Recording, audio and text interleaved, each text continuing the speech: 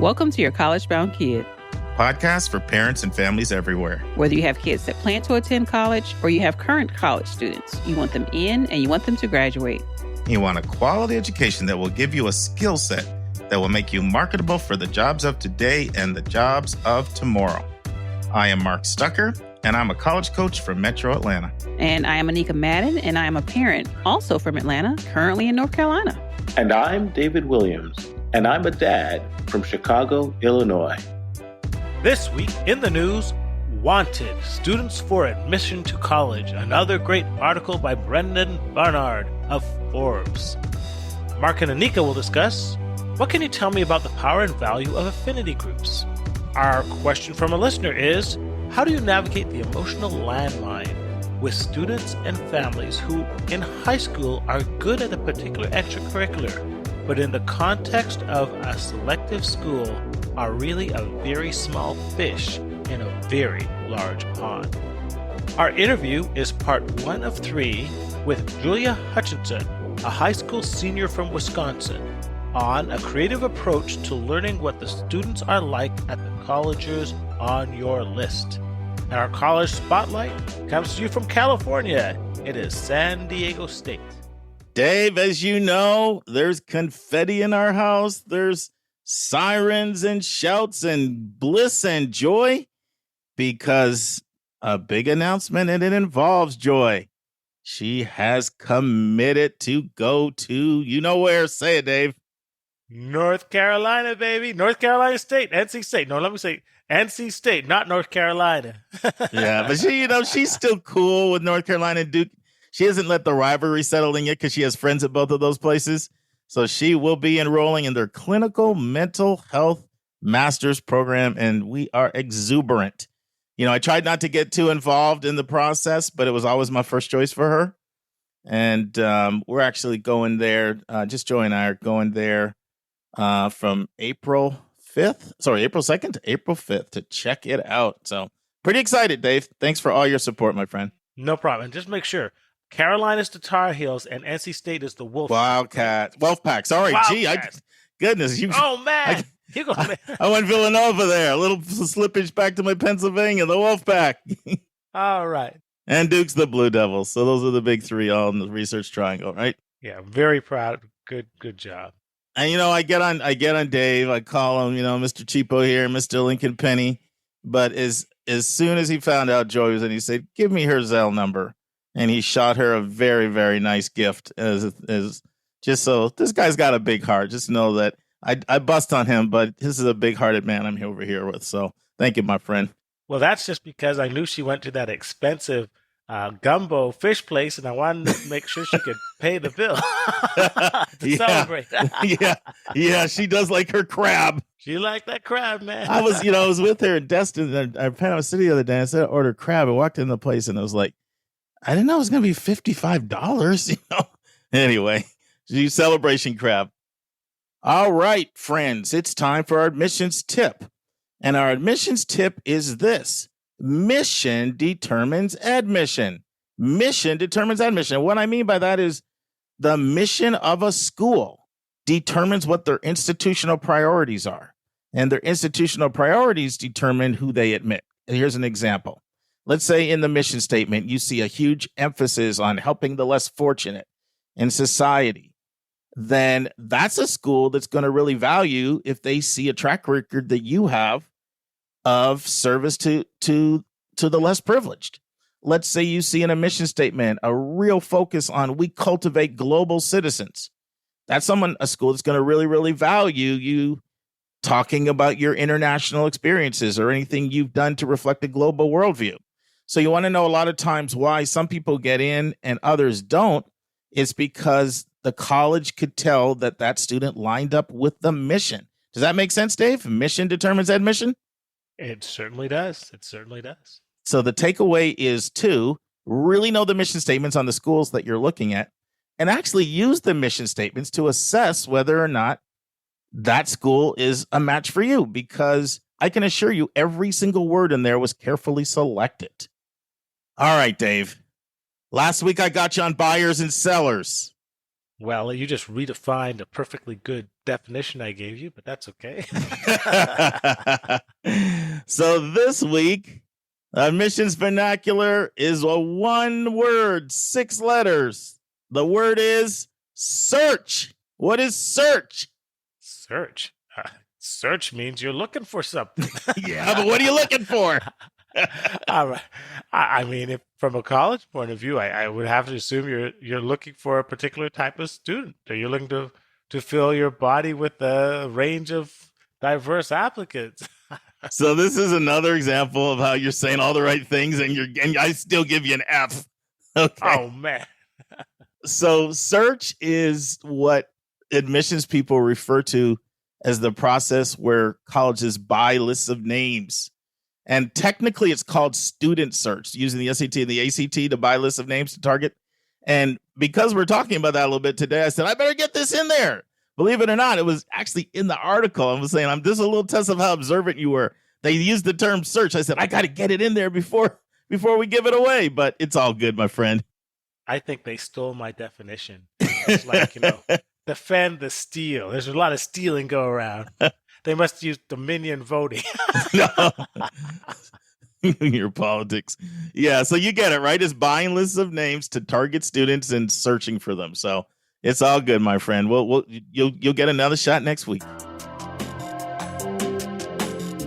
Let's turn to college hot topics in the news.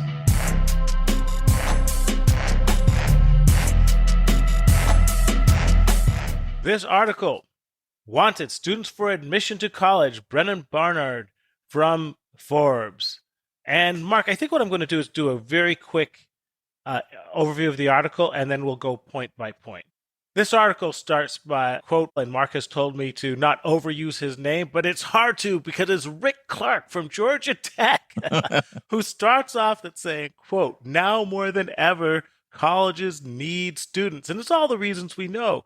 The overall Common App's down 10%. There's only been a 1% increase in unique applications. That's students applying to more schools. First generation and minority students are down 9%. And because of the pandemic, the schools are looking at increased costs and decreased revenues. So schools are looking to enroll more and more students. And the biggest challenge for all schools is right now, quote, how to find you being the prospective college student. So I'm going to briefly give a summary. Basically, it says the pandemic has disrupted the 3 traditional ways that colleges used to find students. And that was name buys, in-person recruitment, and student-initiated contact. Mark will discuss those individually, or want me to? Yeah, no, let's talk about them individually because this is really, really important. And so, yeah, it's really what I want to make sure that we really hang our hat on this section. So, if I was to say to people, what are the main ways that colleges recruit students? I'm not sure people would get these 3. And these, it's important that, that we do understand these 3, and then we can go into how they've been disrupted. Okay. The first one is name buys, and I'll just say what it is. Sure. It's where testing services, when you took the SAT or ACT test, would collect your demographic data, and then they would sell them to schools so they can selectively contact specific scorers on that list. And I'll leave it to you to explain what that meant, Mark. Yeah, and I'll make sure we put this in the show notes. We've done 2 in-depth discussions on this podcast of how this works. And I want to, for people who are really curious, I find people who really are curious. Why am I getting all this mail? How do they get my name? What does it mean? Why am I getting all these emails? Does that mean I'm getting in? Does that not mean I'm getting in? We've done deep dives on 2 occasions before that have been like 20-minute segments on that. And I think it's kind of important for people to understand that. Not going to touch on that here. But I will say one thing that colleges can't tell you. There's certain things that colleges just can't tell you. It's not that they're being disingenuous. It's not that they're being deceitful. They just can't say this. So one of the concerns that colleges have about the new test optional movement is there's really 2 huge purposes that schools use testing for. We focused almost all the time on how they use it to evaluate students. But it's really been the only way they have access to every single graduate or every single senior in high school who's college bound. Because in the past, every single person pretty much that was college bound, unless they went to an open enrollment school or a community college, pretty much was taking an ACT or an SAT. Now, because such a high percentage of students are applying test optional, colleges have lost their ability to target students and to build their funnel. So it's really a problem, because I cannot tell you, for the last, multiple decades now, colleges have relied on this. They've relied on this in a major, major way to do their recruitment. So here's what colleges can't really tell you. They miss the fact that they no longer can buy names and realize that they're reaching the entire college-going population. Colleges, they have a love-hate relationship with search. Part of them doesn't like it because it's really expensive. Some colleges buy 500,000 names, Dave. But it's not just buying the names. You have to buy the names. Then you have to pay your marketing team a whole lot of money to design, your promos, however you're going to micro-target. And all the students and parents know how expensive some of that four-color glossy stuff is that you get in the mail. And then you have to pay postage. So between buying names, developing marketing pieces, and postage, it's a huge expense on your budget. But on the other hand, what they pretty much will all tell you is there's kind of no substitute for it. And they really are a little bit at a loss, because there really is no other way out there of reaching everybody. You think you can go to every high school and visit? You can't. You can't go to all 43,000 high schools. And if you did, now everybody would show up. You think everybody will find you on their own on their website? No. You think that you can have events locally in the area and fairs and reach, you just don't reach everybody. So here's the reason why they can't tell you that. They're already having a really, really hard time convincing you that they're really test optional, right? They're like, are you really test optional? Don't you question something if the student doesn't submit scores? And they're saying, no, trust me, we're not going to hold that against you. So they can't turn around and say, man, we're really missing those scores. Someone's going to say, see, those scores are really important. I knew you weren't really test optional. So anyway, but the bottom line is that what this article is making the point that the three main ways that colleges recruit have really been disrupted with the pandemic. And one is they've lost their ability to buy names. I'll say this really quickly. I've got a friend, his name's Jonathan April. We've become good buddies, professional buddies. And he's over at College Greenlight. We've had College Greenlight on the podcast before. And College Greenlight is an offshoot of CapEx. Well, CapEx was recently bought out by EAB. And Jonathan and I had a conversation this week. And why did EAB buy CapEx out? Because immediately EAB, remember EAB runs they have multiple divisions, a huge company, 1,400 employees. But they have a big, they bought out, the Royal direct marketing firm, the ones that started the whole search process. They bought them. And so they realized we have a gap now in our ability to reach students, because now everybody's taking the SAT and the ACT. And College Greenlight and CapEx have come up with a creative way of identifying students. So this is a huge loss for colleges. Anything else you want to say, Dave? Or should we move on to the next one? Well, I just wanted to say that there was a counterpoint that a person called Brian Zucker made. He's the president and founder of Human Capital Research Foundation. So his opinion, it was his, was that he wasn't crying a whole lot of crocodile tears that name buys were going by the wayside, because he felt that it was, quote, a high volume way of building an inquiry funnel, but it was low touch and impersonal, and it didn't allow the colleges to truly understand the applicant. So he thought that it was spreading a very wide but shallow net that didn't give a lot of depth. So there's truth to that. I mean, one of the challenges, and he brings it up in the article, is that it's very expensive, what I just brought up. And he doesn't think you get a good ROI on it, because his point is, even when you buy a listed name, you still don't really know what their interest level is in you. However, there's a reason why over 1,800 colleges use search. And I know when I talk to, and I have a lot of conversations with admissions people about this. And when I went through Harvard's college counseling certification program, I did a couple sessions on this, and I was in there with the people like the VP of enrollment at Stanford and other places like that. And afterward, I talked to a lot of them, and multiple people said there's no substitute for it. So his position, I mean, search is something that they grumble about because it's so expensive. And quite honestly, the less selective your school is, the kind of harder it is. The more brand name recognition you have, the more people are impressed that they got, oh, so-and-so's recruiting me. But his position is a minority position to that extreme. So anyway, but it's good that you brought it up. Point number 2, boots on the ground. And what he means by that, he calls the college admissions people often road warriors, that they love to go out and visit schools, and that this has been totally cut down by the pandemic. But he also says, hey, that's not so bad because many times these boots on the ground focused on richer and wider schools. So why don't you talk about the boots on the ground effect of college admissions? Yeah, I mean, this is what I did. I was our main, there's a term we use in admissions.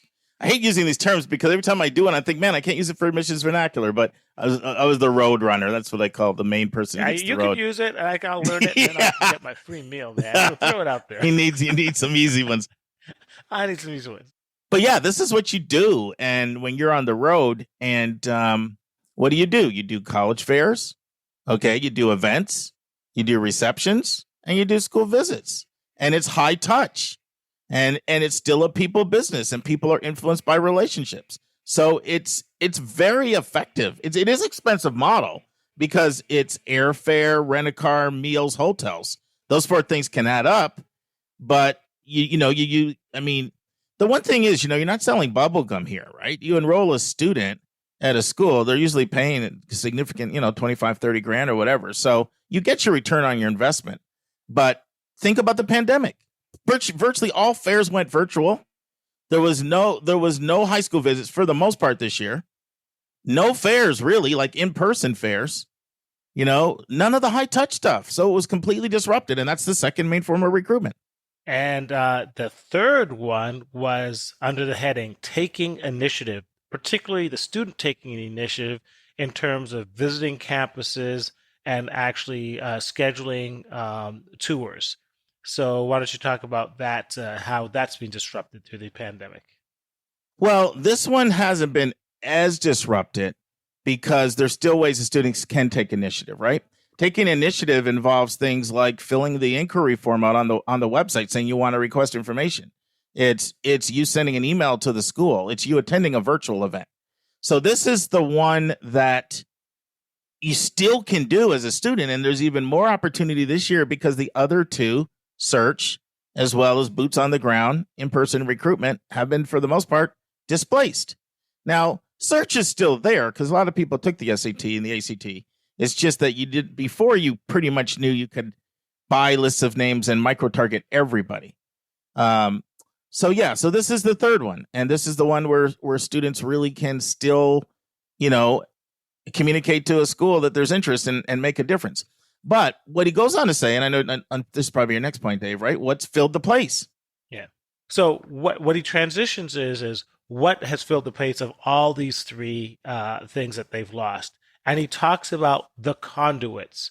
A conduit is a mechanism that allows students and colleges to meet in the middle. And he spends a significant amount of the article talking about a company called SCOIR, that's SCOIR, which is a cloud-based software network that is designed to connect colleges and students. So, Mark, you spent a lot of time on SCOIR. Why don't you describe what it is and how it's affected things? He really did. And SCOIR's just taken off, come out of nowhere. I'm really proud of SCOIR. So I met the founder at a SACAC event, which is NACAC is our big national conference, and we have these regional ones.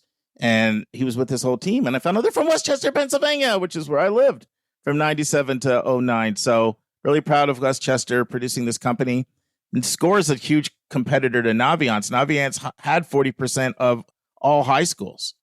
And SCOIR came in with a completely different model and just really made a dent into Naviance. So SCOIR does a number of things.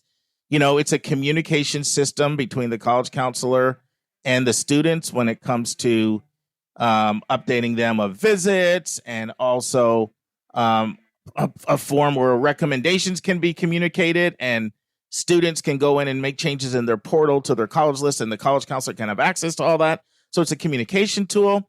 But SCORE's done some really creative things. They've come up with a way of trying to sort of electronically help students identify schools through several things. They have a student dashboard component. Okay. They have a student profile section where a student goes in and they answer a bunch of questions about the kind of school they're looking for. They can complete a career profile. They've done some smart things by syncing up with other sort of ancillary companies in the college admissions world that help with the college process, like UVisit for college tours and UScience for understanding how your aptitudes and interests line up with certain majors. And once you complete all this information, it begins to say, oh, you're interested in international business and you say you want a school this size and you'd prefer to be in this kind of location. This is a school you may be interested in. So it's electronically doing some of the things that, or attempting to do the things that a counselor would do, at least that component of it, of matching students with schools. And they do some things that have been attractive to the colleges in that they're not charging 50 cents, almost 50 cents a name. It's actually been really, really controversial the way search works, Dave. Several times the College Board has been sued by people that said, you never disclosed to me when I took the ACT that you were selling my name and you infringed on my rights. And there have been multiple lawsuits. And so SCORE has done some good things like, they, for example, if you're at a Title, I school, Title IX school, and you have more than 40% getting free and reduced lunch, they don't charge you for their system. And they've done other things on the access level that have really been appealing to colleges. So colleges are using these conduits like SCORE. Now, this whole article focuses on SCORE, but in reality, there's lots of other conduits out there. There's lots of others. Some of the other really big popular ones are Niche. Yes. Niche's whole financial model is you go in, fill out a bunch of information, and then colleges get to see what schools you're interested in. They pay Niche money to have access to that.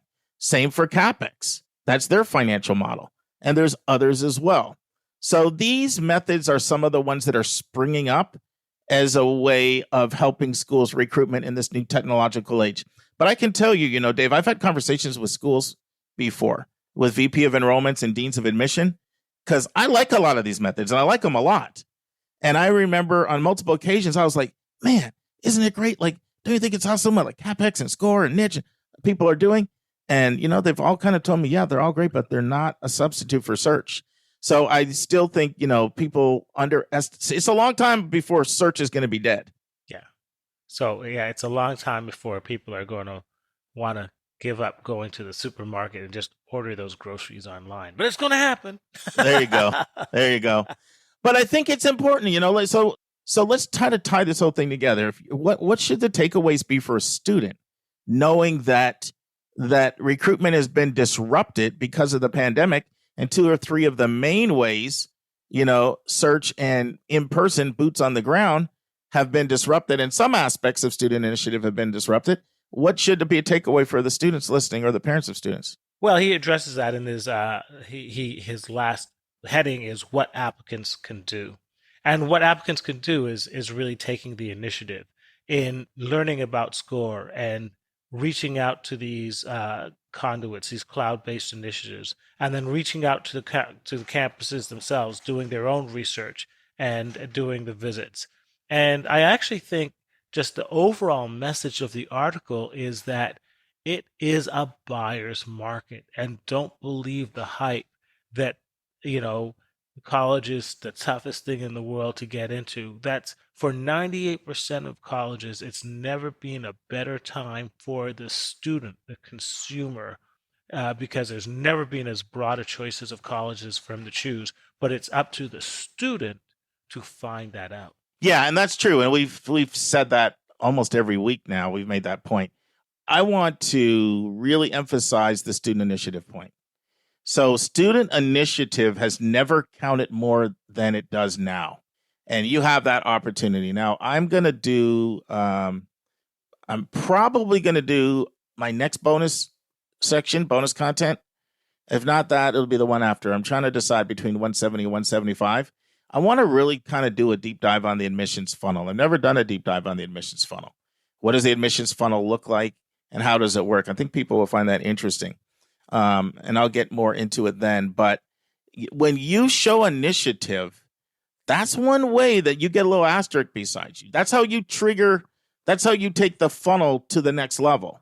I'll just leave it at that now. And because I'm going to do a deeper dive on the funnel, I'll probably get a lot more, not probably, I will get a lot more into all the things that are unlocked when you take the initiative and how it sort of accelerates the whole admissions funnel. But that's what I want people to realize. When any student I'm working with, Dave, I tell them, please, I know you're getting mail and you're getting mail like crazy. Go on and request information. It puts you on a different mailing list. Yeah, you're getting mail now because they bought your name, but they don't know that you're interested.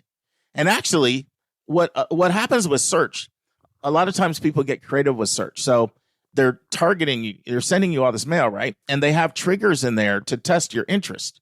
So sometimes they have like these perforated cards that you can detach and send back in, or they'll say, go online and, here's a URL and indicate if you want to sign up for this event, we're going to be, and they do things to try to use search to trigger initiative, and they're tracking who takes initiative and who doesn't. And they need to track it because otherwise you're just wasting your marketing dollars on someone that couldn't care less about what you're selling. Yep. So it's a way of utilizing and determining whether or not where their dollars should be spent. I shared this with a family I was talking with earlier this week, and I said, I'm not going to mention the school, but a director of admission from a well-known school in the Midwest was saying, in a session I attended, he was saying, you want to know why we track, one of the reasons why we track all the student activity? We don't have enough resources to do everything, but if we're going to have a phone-a-thon and call everybody, we're going to call the people that have taken initiative. We don't have the manpower to call everybody in our applicant pool. If we're going to send our catalog out, like we still do have some of those printed catalogs, in the back in the day, that was everything, right? The printed catalog. Now it's gone on, course catalog I'm talking about with all the course descriptions. Now it's gone online. But some schools still print out some because it can be impressive to get it. But we can't afford to mail that thing to everybody. Who are we going to send it to? The person who's been engaged.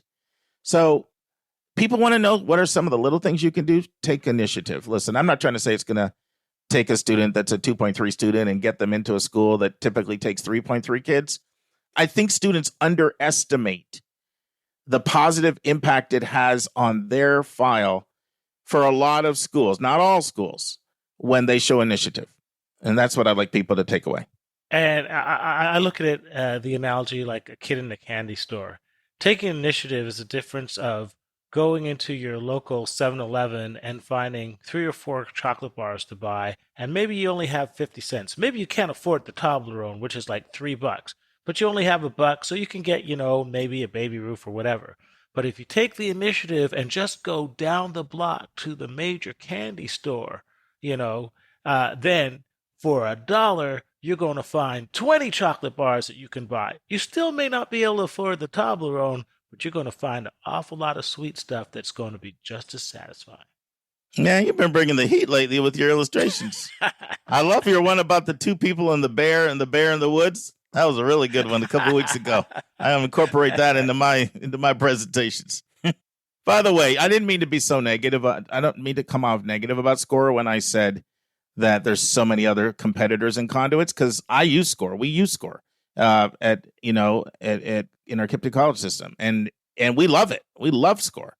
I think it's fantastic, and they're doing some really cutting edge creative things.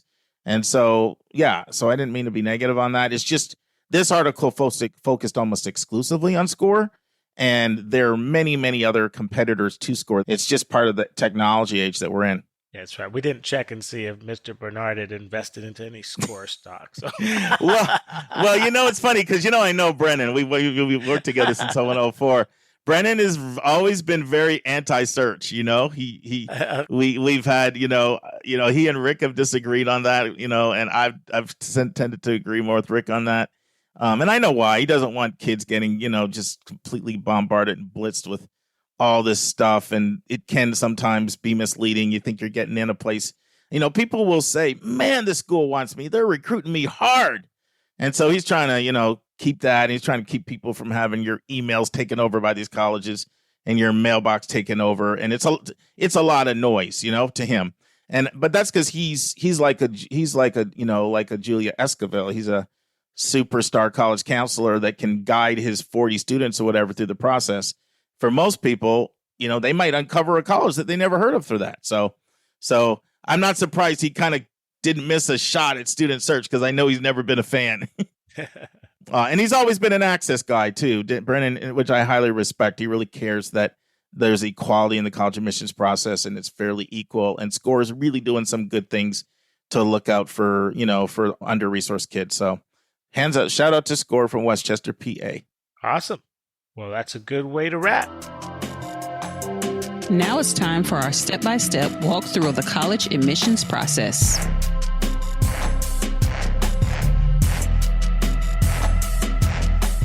I'm recording. You all missed Anika said God just spoke from heaven and cut her off.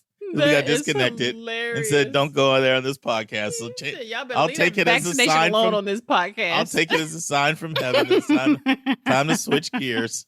All right, let's go back. We are doing this countdown of where CEOs went to undergrad, Fortune 500 CEOs. And instead of just doing my normal little spiel where I say, list all of them, today I'm breaking them down into categories. So far, we've had 2 Ivy League schools, Princeton and Yale. We've had 2 public flagship schools in University of Texas, Austin and Binghamton for New York. We've had 2 other smaller private schools in Bucknell and Lehigh, both in Pennsylvania. All these schools have had 5 CEOs. And the last one tied at 5, my alma mater, Michigan State University in East Lansing, Michigan.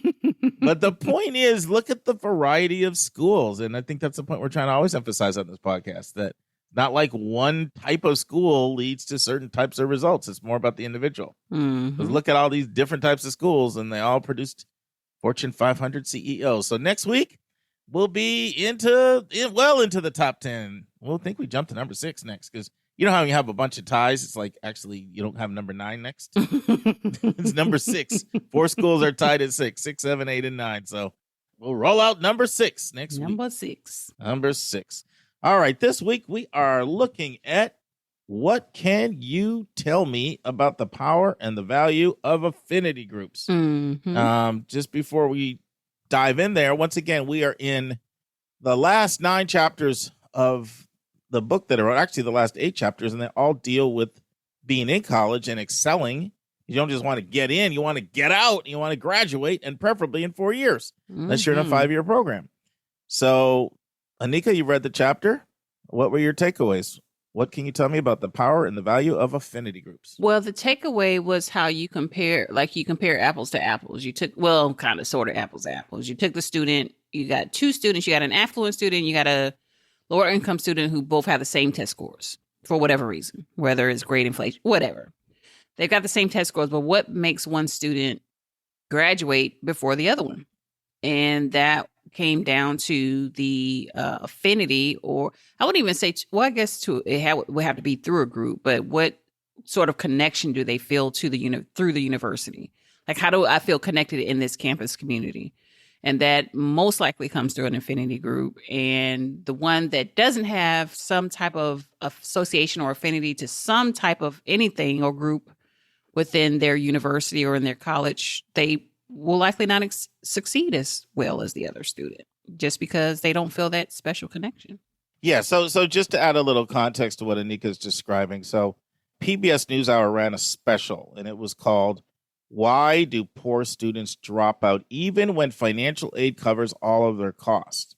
And in the, I can't remember if it was a documentary, but, in the special featured show that they ran, they quoted research done by Anthony Carnival, who's kind of been a leader on this topic, and Jeff Strode. I'm not as familiar with him. And basically it says this: when wealthy students and poor students have the same SAT scores, wealthy students have, now check these numbers out, 84% graduation rate. Poor students, a 44% graduation rate. So that's stunning, because when you actually think about it, if an under-resourced student has the same SAT score as a wealthy student, chances are that under-resourced student is a much, much better student naturally, because we know test scores are highly correlated to income and assets of a family. That's not even counting the fact that the wealthy student probably had test prep and probably had expensive test prep. So it's kind of stunning already that the under-resourced student would have the same test scores as a wealthy student. But then when they do, there's this 40% gap in graduation rate. And so the chapter kind of goes on to take a look at it and why is that true? And so one of the things it points out is another study that was done. In fact, this is really fascinating. You can look at YouTube to check out a number of videos on this. David Lott, who's the senior vice president at the University of Texas, he quit his teaching job after decades to find out what's going on with this problem, this graduation gap. And he was asked in the PBS special as well, why is there this graduation gap? And he replied simply by saying that when it comes to poor students, here's the quote, and this is powerful, they don't feel like they fit in. Anika, before I go on, anything you want to say about that? Well, I did want to ask you for a little more context. So are you saying that, okay, so I've got this wealthy student. So are you saying that this student is just trained to network better? Is this student trained to, is it just better training for that student, or is the under-resourced student, is it about training? Is that where you're No, from? you know what it's mostly about, which the article goes on to talk about? It's that at the college campus, which college campuses are much wealthier than the population at large, right? And the more selective the school, the wealthier they are. Mm-hmm. So at the college campus, the wealthy student finds people like himself or herself. So it's just easy to fit right in because he or she finds people that are like themselves. The poor student doesn't. But the interesting thing about Lottie in his research is he went on to basically create some super powerful affinity groups. So that at Texas, he got permission, he got a grant, Texas worked with him. He wanted to see, well, what would happen if we could create a kind of environment where under-resourced students could come in and they could find people like them. And it wouldn't be so culturally foreign to what they're used to. And immediately after implementing his program, the graduation rate in the first cohort was up by 75%, showing the power of affinity groups. Another thing I share in this chapter, a conversation I had with Kim Lopez, who at the time was working at the University of Pennsylvania in their admission office. And she had shared that Penn has a 98% retention rate and a 99% retention rate for students of color, which is stunning, right? Only 1 out of 100 leaves. And then why is this true? She felt, and I would agree, having visited there, one of the main reasons is Penn has these 6 different cultural centers. They have their intercultural center that they have, for Black students. They have Latina intercultural center. They have a Pan-Asian one. They have one for women. They have one for LGBT students. And I believe they have another one that they've added since then as well. And what these centers do is they allow people to come in, they're houses, and find people like themselves and put themselves in an environment where they're not a minority and they can find others who they can relate to and identify with and create a supportive community. And some people think these are controversial. They think, you're just self-segregating. You're just balkanizing yourself from the community. But research has proven that when you can create an environment that feels like home, you actually do the opposite. People stay and they graduate. That's the whole concept of Posse. Posse Scholars is founded on that. Posse Scholars was founded 30 years ago when this high-achieving kid from New York went away to college. He'd won all these awards. He was Mr. Everything. Next thing you know, he was back home, and people are like, what happened to you? Of all people, why would you drop out? And he's like, if I had my posse with me, I would have been okay in that environment. And it led to Posse, which creates these affinity groups, and you come in with your cohort with a group of 10 people from your city, and you do bonding exercises for 8 months in a row weekly. So you have like a little mini family, and Posse's now 30 years strong and has a graduation rate of 90%. And the last thing I want to say, and see if you have any other comments, there's a quote from Meredith Kolodner in a New York Times article that came out entitled 6 Reasons Why You May Not Graduate on Time. And it talks about how students slowly disengage because they never feel a part of the community. Social isolation creeps in. And studies have found that if students don't get involved in campus life or friendship networks or clubs or sports, they're most likely to drop out. So that's all I wanted to say. Nick, anything you want to add? Well, I wonder if you still apply it to like a HBCU environment. Do you still, because if you got a group of, let's just say you got a group of Black kids who come from varying backgrounds, Yep. does that same disproportionate statistic apply to say that there's a group of kids who are not going to excel because they don't fit, or they don't find some type of affinity versus the ones that do, besides the class thing, right? Yeah, I would say absolutely 100% it applies because you know this, you work at an HBCU.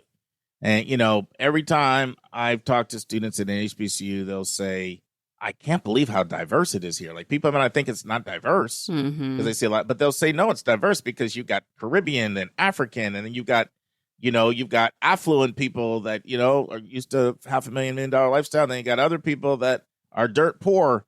And then you got rural, and and then you got city, and you got north, and you got south. And so there's still lots of different cultures. And so what happens is anytime you're in the majority culture, the culture is geared toward the majority. It's people that feel like they're minorities. And that could be race, it could be class, it could be religion, it could be culture, it could be geography, it could be all these different things, right? Okay. If they just feel like I'm not finding my tribe here, that's when they are likely to quit and leave. Okay. Because they can't relate to people. And so that's the power of affinity groups, is it creates like a family environment so you can feel like you build friendship networks with people who you can relate to, and then you can make the place your home away from home.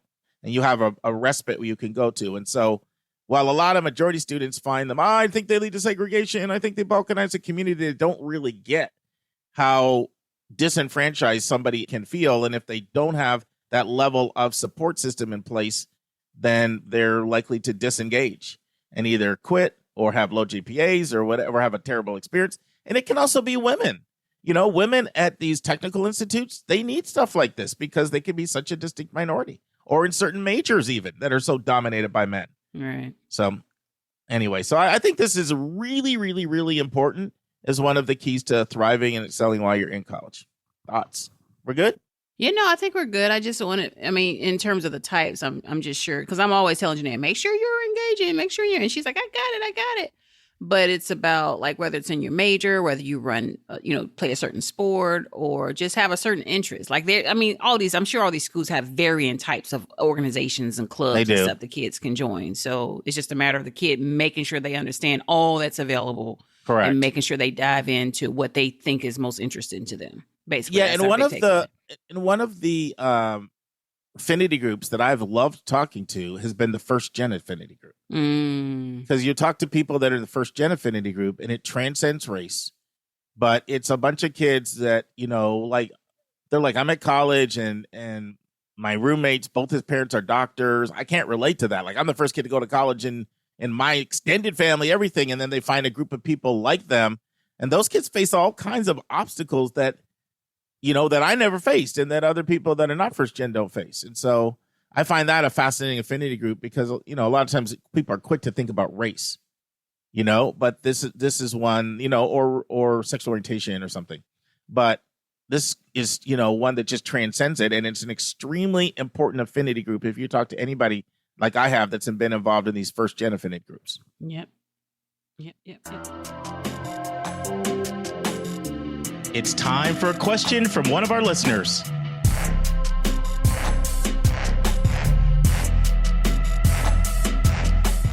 All right, Anika, this question is a doozy, so we got to get to it. Take it away. All right. So we're talking to Miss Courtney. Courtney is a college counselor from New England. Good gracious. All right. So I'm going to just read all of this verbatim here. Go ahead. Take it on. I loved your deep explanation of the vast competition out there for coveted spots at the most selective schools, which was framed around the idea of which extracurriculars to pursue. I wonder if you can go even further to touch on the deep personal feelings and reactions that students and parents have about being told in basic terms, you're not in the same level of competition when they have believed they have been their whole lives. Like, as she's saying, I work at a very small but diverse independent boarding day school. And we have our superstars, but the nature of our environment is that everyone believes they're a superstar. And they feel it's insulting and demeaning to be told that they should have to be more realistic and have a more balanced college list. She says there's an additional complex layer when I, as a white counselor, am discussing this with students and families of color. Sometimes I feel like I'm risking my job to be realistic with families. Can you talk a little bit more about navigating this emotional landmine with students and families who really are amazing, but in the larger context of these selective schools' actual pools, they're very small fish in a big ocean? Okay, this is the hardest question we've had in the podcast so far in 166 episodes. But I so appreciate Courtney asking this because, first of all, it tells me that she has experience. Anybody who's done this job any length of time at all knows this is arguably the hardest part of the job. So 10 years ago, Anika, when you were I was almost at Pennsylvania, when you were at, PTSA president over there and your kids were still in middle school in South Fulton, I didn't have any gray hair. Now I have my share. Why? Because of Courtney's question. That's why. Having to tell students and their parents constantly that their college list lacks balance.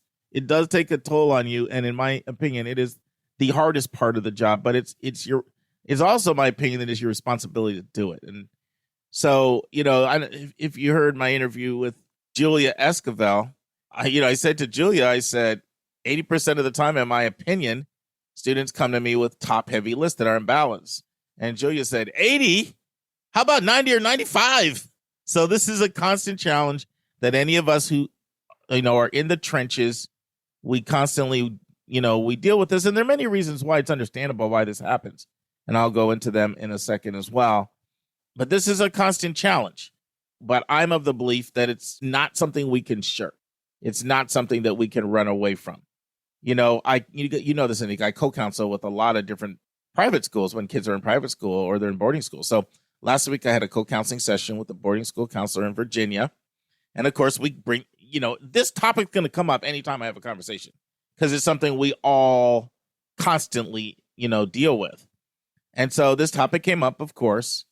And she said, Mark, a few years ago, my students bought me a T-shirt, and guess what, Anika? Guess what it said on the team T-shirt? Oh God, I don't know. Dream Crusher. Oh God, darn. Sorry. Oh, it's not fun being a dream crusher, and sometimes that's what we feel like we're doing. So, and I will say this, I love the interview I had with Julia Esquivel, and I hold my academy in really, really high regard. But one thing she said on the interview that kind of made me sad. So there are a lot of terms out there that we all have for schools that we considered really unlikely that someone will be admitted at, right? So one term that I use that Milton actually used to use is unlikely. That's an unlikely. We need to let the students know that's an unlikely. Another term is a long shot. Another term I sometimes use if someone I feel is really just not facing reality and I need to sort of jar them a little bit. Lottery school, which is a little bit more aggressive. Unlikely is the softest version. Like unlikely, long shot lottery school. At KIPP, they call them far reaches. That's a far reach. So Milton, and Julia said, Milton has made the decision not to classify schools as unlikelies anymore, which they've done as long as I've ever worked with them. And I was sort of sad to hear that. And why did they make that decision? It's really what Courtney's getting at. Because of the freak out factor. And I get it. Once people freak out, then you can lose your ability to be heard because they feel like you don't believe in me. I totally get it. It comes from the most noble motives and the best intentions. Obviously you feel like if this person is going to shut me off and tune me out, then I'm not going to have an ability to have influence on them anymore. So maybe I need to just not go there. I take a different perspective, but I totally get why people feel the need to go there. So and some of you who heard that interview remember Julia saying, once the list gets sent out to everybody, I literally hide. I go in hiding because I don't want people stalking me and coming after me because of all the blowback. No. So this is my perspective. If I'm walking around the store shopping and and I'm flying low, my zipper's down, I want you to tell me I'm flying low, my zipper's down. That may not be comfortable for you to do that. You come up to a stranger and say, your zipper's down. But you know what? It's helpful to me, and I want you to do it. All right, that's kind of a better illustration than that. So if I see the doctor, and the doctor knows I have cancer, and they know there's 20% chance I'm going to live, there's several things they could do. They could not mention my cancer. I don't want that. They could mention it, but not really give an accurate description. You know, they could say, you know what, you've got cancer, but it looks very benign, and I think everything's going to be great. Well, I don't want that either. If I've got a 20% chance of living, I want you to tell me the truth, even if it's painful. And my whole approach to college counseling is really simple. Emulate what I like and eschew what I disdain. So if I like something, done to me, then that's what I try to do to others. If I dislike something, then I try to avoid it. So I personally, even if it's painful, I want people to tell me the truth. And that's the approach that I take, to college counseling. So the question then becomes, well, several things. Why do I do that? Why do I do it in college counseling? Well, here's why. And I've had many, many conversations with students about this. If you're fixating on an imbalanced list, let's call that your plan A, there's a good chance that you not only will miss out on your plan A, but you'll miss out on a plan B and a plan C because you fixated so much on your plan A, and you're going to have to settle with your plan D. I don't want that to happen for you. I want you, if you're not going to get your plan A's, let's at least get your plan B and plan C. But my experience is when people fixate on imbalanced lists, they can miss out on plan B and plan C. And then they really, really don't like their options. And I know it's hard because the truth hurts. Anika, I don't know if you know this, because I don't know if I ever told you this. Did I tell you the first year I came to KIP, a group of parents tried to call a meeting and tried to get me thrown out the door and fired? I vaguely remember that. You vaguely remember that? So, yeah. Yeah. But it was over this issue because my predecessor never would tell people that, your chances aren't that great at that school. We need to have a more balanced list. Mm-hmm. And I came in and I was very honest with people, and they did not like it. Right. And at one time I said, as a parent I had a really good relationship with, but she knew all the brouhaha and everything that was going on, and so I relate to Courtney saying risking getting fired because I was in the firing squad, and I called this parent aside and I said, why is everybody so upset with me because I'm just being honest with them about their realistic chances? Mm-hmm. And the parent said, Mr. Stucker, if we don't like the message, we're going to shoot the messenger. And so, that was like eye-opening for me. She wasn't defending it, but she said it kind of just is human nature. You don't like the message, you shoot the messenger. It's nothing really personal against you. We just don't like what you're saying, And so the question becomes, how can you deliver, which is for people, disappointing news in the most palatable way? And this is important because this. It's not just what you say, but how you say it. Mm-hmm.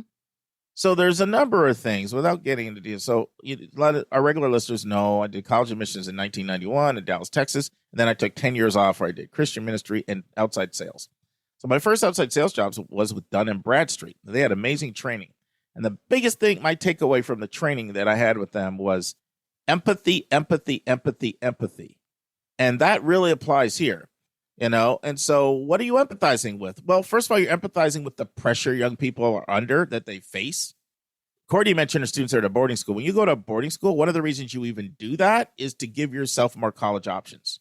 And a lot of times the admission office shows the college list as part of the recruitment, which creates expectations that if you come here, you're going to end up with these impressive options. So then when it turns out that you don't quite get the options that you thought you were going to get, there's like a level of disconnection. So that's all perfectly understandable. Also, parents put pressure a lot of times on peers on students in very, very, very subtle ways. Why don't you, it's something as simple as, why don't you look at Northwestern? Do you know how hard it is to get into Northwestern? No, I'm not saying that's wrong for every parent to say that in every instance, because Northwestern could be a great match. But Northwestern's one of these schools that accepts probably about 30% of valedictorians. So that's a lot of pressure on a student. You know, the way the student internalizes that is, if I don't get in Northwestern, I think I'll be letting my parents down.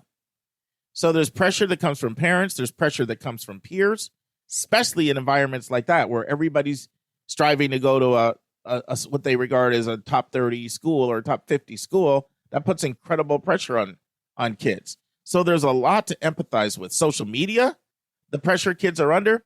And then, just to be honest, and Dave and I are talking about this next week in 167 in our news article, parents are usually really naive at how much things have changed since they went to high school. So they might think, well, that school wasn't that hard to get in when I applied. What's the big deal? Well, it's really hard to get into now. Right. And so it's innocent on the part of parents. It's not, it's not malicious.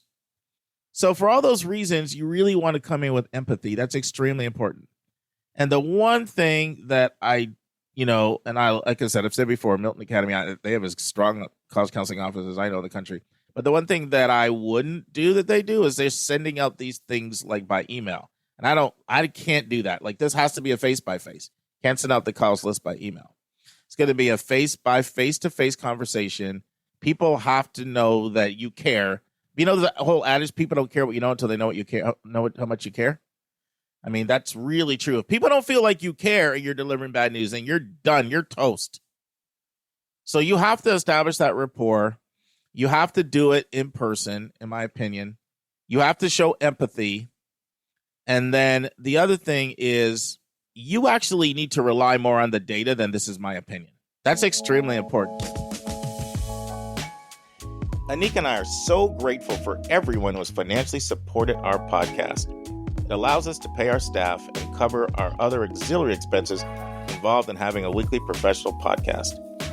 At the start of every month, we're going to start sending a special gift to anyone who financially supports your college-bound kid. I will be sending our donors this bonus content once a month directly to your email. The bonus content will be between 10 to 15 minutes in length. Usually it will be a college-related topic that I'm passionate about. Occasionally, it'll be another bonus hot topic in the news segment. Sometimes it'll be an answer to a question that one of our listeners submits to us via email. And you'll receive these monthly audio blogs for a gift of any amount. We know that $5,000 to one person is $5 to someone else, and we don't want your budget to be a hindrance to you receiving this additional bonus content. So if you want to support our show, just go to yourcollegeboundkid.com and click the donate button. And if you've already financially supported our podcast, you will automatically start receiving this bonus content via your email. This bonus content is our way of letting our financial supporters know in a tangible way how much we appreciate you. And if you have any questions at all about our monthly bonus content, just send your questions our way. That's to questions@yourcollegeboundkid.com. Once again, questions@yourcollegeboundkid.com. So I had a mom this last week, and she's got a student who's a little bit above average academically. And I built a college list for the family, and the mom wanted to know why certain schools, like why is Rice not on this list? Why is Georgetown not on this list? Why is Notre Dame not on this list? Why is UT Austin not on this list? And so, I said to her, I want to give you a little project. I want you to go to Common Data Set, Section C, where I have all the admission information. Take a look at the profiles of the students at those schools and see if you can figure out why I didn't include those schools. And so, you know what? That did it for her. She did it, and she was like, you know what? No need to apologize. I get it. So some people don't get it still with the data. They don't want to make it sound like, oh, that's the panacea. That solves all your problems. Wow. But how is that possible, though? Like, how do you get it how do you not get it without the data? You know what? There are about 5% of people that I work with that are just completely, maybe not 5, maybe 2 to 3, that are just delusional. I'm just being honest. Oh, wow. I mean, I remember a student that, I was trying to tell the mom that the options were going to be limited because of the discipline that the student had, and the student had been caught on film, twice on film, doing inappropriate things with the school's cameras. Oh, God. And then when I brought up to mom's attention, she was like, you can't prove that's him. Serious. Sorry, I don't mean to laugh. Maybe I do mean to laugh. I don't know. Good gracious. There's a certain percentage of people that are really just completely benighted, but most are not. most will come around with data. Data is really helpful. Okay. And so there's really good sources out there. Scattergrams can be great. There's sources like collegedata.com and capex.com what they've done is they've crowdsourced hundreds of thousands of decisions. And you can go in there and take a look at your profile and see, what they project. Now, mind you, those things are not always accurate because keep in mind, they're not reading recommendations. Okay. If they have GPAs and don't see grade trends, they don't see extracurriculars, they don't see writing, but you can get a sense how your GPA and your test scores stack up to other people. And so using sources like that can be very helpful for a lot of people. To most people, it begins to soften them up when they see the data. It hurts because the truth stings, right? But you want to rely on the data. That's the second thing. The third thing, don't pontificate. That's very important. And unfortunately, I learned this lesson the hard way. I was a student I was working with, and she was looking at the University of Miami, and she was extremely interested in a full tuition scholarship that they have there. And, and I let her know, I said, I'm just going to be honest with you. I really don't see that scholarship happening, and she got the scholarship. I mean, I was happy for her, but I was so embarrassed. Oh, God. Believe it or not, they weren't even upset with me. They're like, thank you so much for the amazing job. And I was like, really? I thought I was going to get scorched. So I don't know if they don't remember me saying that, but that was embarrassing. And one of the things I learned is you got to use a little bit of qualifying language, even if from your experience, it's so unlikely. You have to use a little bit of language like, based on the profile of students that I've seen that have gotten in there, this is not one that we can count on. Like, that's the way I'll talk now, right? Versus in the past, Anika, I've said things like, there's not a snowball's chance in hell. I have. Especially for people that just thought. Did you tell her that? No, not her. Not her, but I have said that before. Good Especially gracious. when sometimes I feel like I need to jar people out of their complacency. But I don't do that as much anymore. That was me, like, since I've been in Atlanta, I used to do that, but not in the last few years. That Miami experience really shook me. So you do want to use a little bit of but I mean, sometimes you do kind of know, I'll be really honest. You do kind of know that you're not getting in. There's like a less than 1% chance, less than a 1 in like 10, 20,000 chance.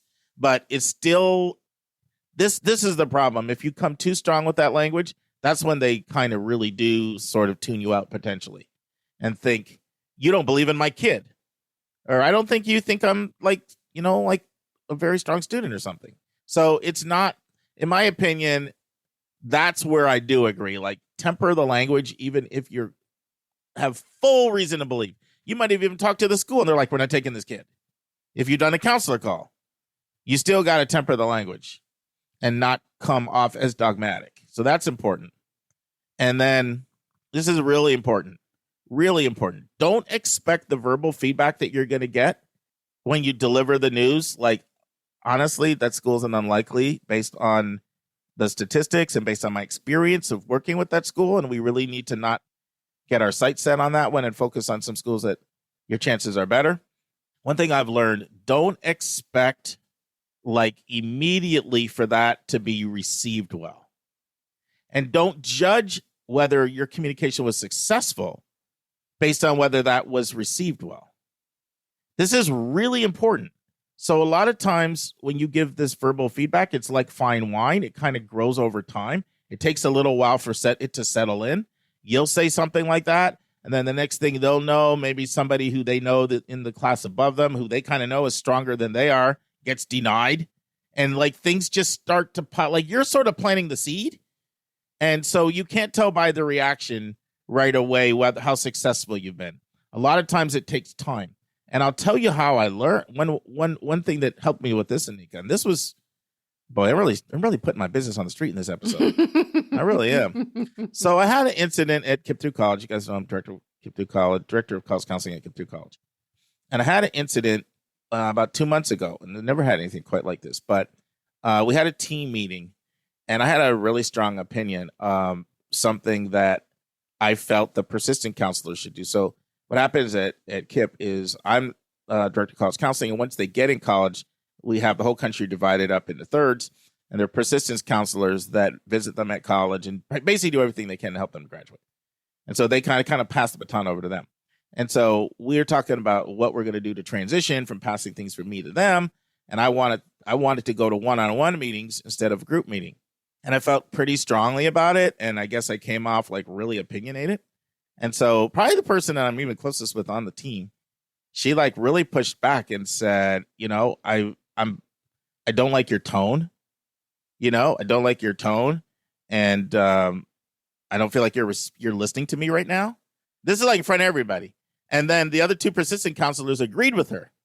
So I was really salty for a while. Like I was telling my manager, like, I kind of felt like she put me on blast in front of the whole group. I'm just trying to come up with an idea that I think will help. But you know what happened over time? I talked to one of the other persistent counselors who said, I know your intentions were right, Mark, but your tone was really off. And you know what I realized over time? I came to appreciate that she said that because it helped. We don't really see how we come off in the mirror. Right. And I know sometimes I can really feel strongly about stuff. My wife will attest to that. So she actually helped me. My colleague actually helped me to grow. But at the time, my reaction was not good to her. And it really wasn't until about 2 weeks later that I actually gained to appreciate that she actually confronted me like that. And so that's what oftentimes happens. Like we say something and it doesn't get the reaction that we want. We can see the person sad. Sometimes they're crying or, it's really bad. You get these different reactions and we feel like we failed to communicate, but all we did was seed plant, and then other people come along and they help germinate that. And over time, it ends up being effective communication. But there's a tendency for us to evaluate whether it was effective by whether the person was immediately grateful or receptive to what we had to say. Does that make sense, Anika? It does. It makes perfect sense. A lot of what I'm talking about could apply to just confronting a colleague, right? It's not just in the context of letting a parent or a student know that the schools that they've set their heart on based on data we've seen are unlikely to happen. Mm-hmm. And so the last thing I want to address and then call it a day is her point about there's another added dimension with the racial dimension because she's white and a lot of the students, or some of the students at least, are black. Now, this is really hard, okay? And there are college counselors that I partner with around the country that have said the same thing to me. They've said, Mark, I am so happy to partner with you because you don't mind being the bad cop and I can be the good cop. And I am not telling a student of color that they don't have a good chance of getting in because I'm white. And I know that immediately just creates this barrier between me and them. And they're going to think this white lady doesn't believe in me. Mm-hmm. So, and then she went on to say, at times I feel like I'm almost risking my job, almost like my first year that I told you that. So here's the first thing I have to say. You have to make sure that whoever you report to completely has your back. You need to make sure they're totally on board with the approach of telling people the truth, even if it hurts, being realistic with them. If they don't completely, and I mean 100% buy into what I said, if I don't let them know their plan A is not good, they can miss plan B and plan C. And so I'm really helping them, even if it doesn't necessarily feel like a positive conversation. If they don't back you on that totally, then you really kind of need to tread lightly because you may be risking your job. So the first thing is to get their complete and total support. I would try to partner with some other person of color. And so you're jointly delivering the message and it's not just you. That's what I would do in that instance. But I'm not going to pretend that this is easy. This is the hardest part about being a college counselor. And a lot of it is because, parents don't realize that a school that used to take C+ kids when they were going through the process, now is turning down more than half of the straight A kids. And so, there's a disconnect. But I don't know. I've talked a lot. Anything I've said that you want to comment on before we call it a wrap? Let me tell you, the bottom line, and it even applies, I think this applies to any job because it certainly applies to mine, is communication. Yes. Like the bottom line is the point of communication, and how it's not what you say, it's how you say it, how open you are, and how willing you are to take constructive feedback.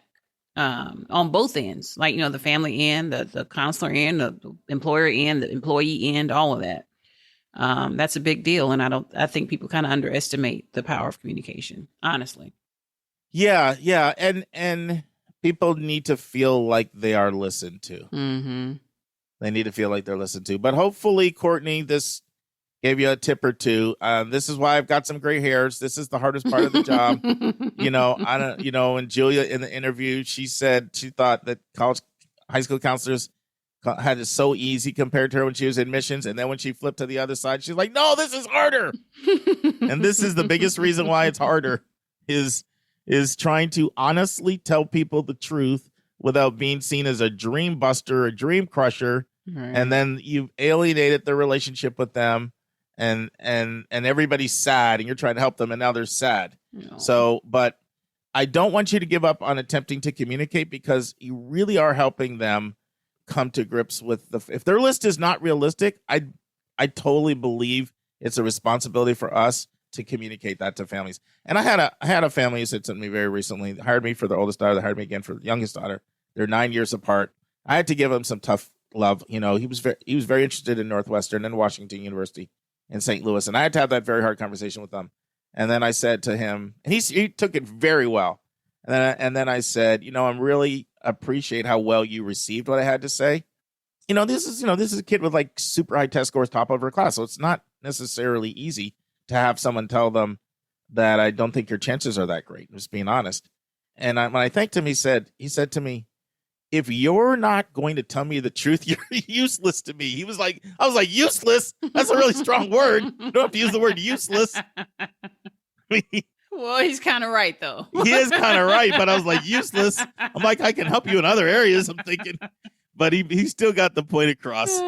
So anyway. I tell you. Oh, boy. All right, Anika, let's call it a day. Y'all got a tough job out there, Mark. But it's very fulfilling and rewarding, and I love it because you are helping people.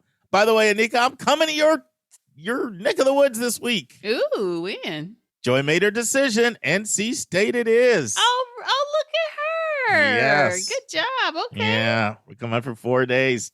Second, Awesome. third, fourth, and fifth. To check out the whole research triangle. It's going to be fun. I'm loving it. So Awesome. drive through Greensboro. I don't know if I can see you, but we'll drive through Greensboro on the trip. I'll blow some kisses to you. Thank you. All right. Have a good weekend. You too.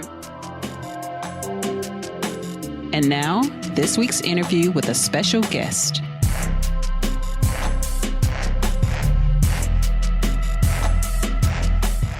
All right, friends. I'm really excited about this interview. Now, I know you're thinking 6 sessions with Julia Esquivel. You give me another Julia. So this is a student, and as I was working with her, she started sharing some things she was doing, and they were really powerful. And I said, I got to talk to you on the podcast. And I think the timing's great because right now people are making decisions. And one of the common questions you get is, how am I supposed to figure out how all these schools are different? After a while, they all kind of sound like they're the same. And so Julia's going to share what for her was the most effective way she found of all of the different things she tried to figure out how school A is different than school B. And I'm confident can help you as well. So in part 1, Julia shares her academic, career, and extracurricular interests. I introduced our topic, a very creative way to learn what incoming students are like at the colleges your kid's considering. Julia talks about how she researched the colleges on her list and how she used Zemi. And then she shares how she started with Zemi and then she transitioned to a couple other social media platforms. She'll talk about those platforms today. Listen and enjoy. Friends, I'm here with Julia Hutchinson. She's a high school senior from Oregon, Wisconsin. Welcome to the Your College Bound Kid podcast, Julia. Hi, thanks for having me. Oh, we're excited. So, Julia, why don't you start out, as long as you want, tell our listeners about your interests, both your academic interests, your career interests, your extracurricular interests, colleges that you took a real serious look at or you're taking a real serious look at. Sure. I'll start with the academic and career interests. I want to major in exercise science and minor in Spanish. I want to live in probably Southern California or something like that where there's a lot of Spanish speakers, and I want to work in sports rehabilitation and be able to interact with different patients in their primary language so it's more comfortable for them. So that will require a doctoral degree in physical therapy. And I also want to do a concentration in women's health. Love it. Love it. Awesome. Yeah. And then for my extracurricular interests, I knew off the bat that I wanted to run track and cross country in college. And that was a big thing that affected my college search. So I'm involved with that at the high school level. I'm also involved in some social justice and advocacy type groups. I'm an officer in my school's multicultural student union, and I'm also, this past summer, I co-founded and I also now co-lead a group called OHS Allies for Action. We started it to support our school's multicultural student union and kind of add noise to what they're asking for as far as having more support in our high school. And then recently we've also expanded to our GSA and special education department, which I'm really excited about. And then finally, I've been involved in 4-H for 10 years now. And that's definitely given me a lot of service and leadership opportunities that I'm excited to continue on the college level. So we met as I was just starting to look at colleges. I knew that I wanted to go out of state, but I'm also the oldest in my family, and my parents and I had no idea what to do or how to find schools that we could get scholarships to or afford out of state, because we started looking at some UCs. I was looking into California, and they were just outrageously expensive, so we wanted to find some better options. And through that, that's where you showed me all the schools that I applied to, I think. So I ended up applying to Occidental College, Chapman University, Pepperdine University, University of San Francisco, and then some in Florida. I applied to University of Miami, Florida Atlantic University, Nova Southeastern University, and then also University of Wisconsin, Eau Claire. So quite a few, but I'm really hoping for warmer weather. So fingers crossed I'll end up somewhere where there's not really winter. I was going to say before you did, I think everybody's connecting the dots here. Wisconsin, okay, Southern California, South Florida. I see where this one's going. Exactly. But very exciting. How did you initially get interested in exercise science kinesiology? I think through cross country and track. I've had some injuries throughout my high school career, and it's always been so interesting to see how coaches and athletic trainers just know exactly what to do to help me recover. And that's something that I grew passionate about. And then also my sophomore year, I struggled with relative energy deficiency syndrome and learned a lot about what female athletes need specifically as far as nutrition and training needs and how that differs from what men and male athletes need. And that was something that I really grew passionate about and something that I'm really excited to pursue in my career because it's not something that's widely known about. So I'm really excited to educate other women on how their bodies work. I already see a great essay in the works there when you apply to these programs about why you're interested. It's nothing like the personal experience. So that sounds exciting. And what about your advocacy groups? Where'd the interest generate? Gets initially started there? I think that I've always wanted to help people and make a difference, especially in my high school, which is not very diverse.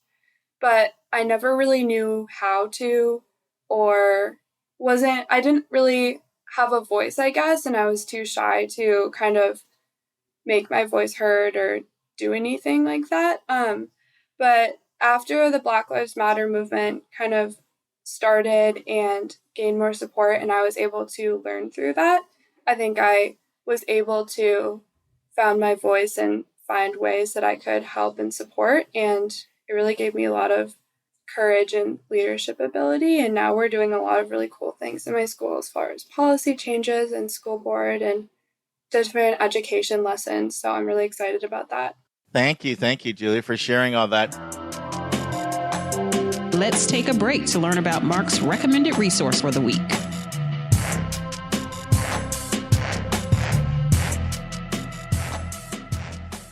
The recommended resource for episode 166 is the website 6colleges.org.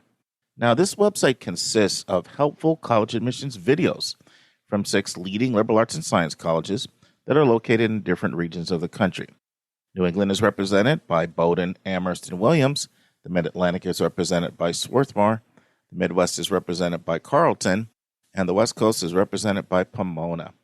I realize that all of these are highly selective institutions, but these videos are helpful for anyone interested in any admission trends or answers to some of their pressing questions. The videos discuss subjects like, what are classes like? What is the academic experience like at a selective liberal arts and science college? They cover choosing a major, research, and beyond. Are you worried about how disruptions to your extracurriculars, athletics, and exams are going to affect your college application? There's a video that addresses this. What is the one thing you shouldn't write in your application essay this year? There's a video for this. Financial aid and affording colleges? There's a video for that. Careers, grad schools, fellowships, and life after college? There's a video for that. Not to mention international admissions and the Questbridge National College Match Program. The website, once again, is sixcolleges.org.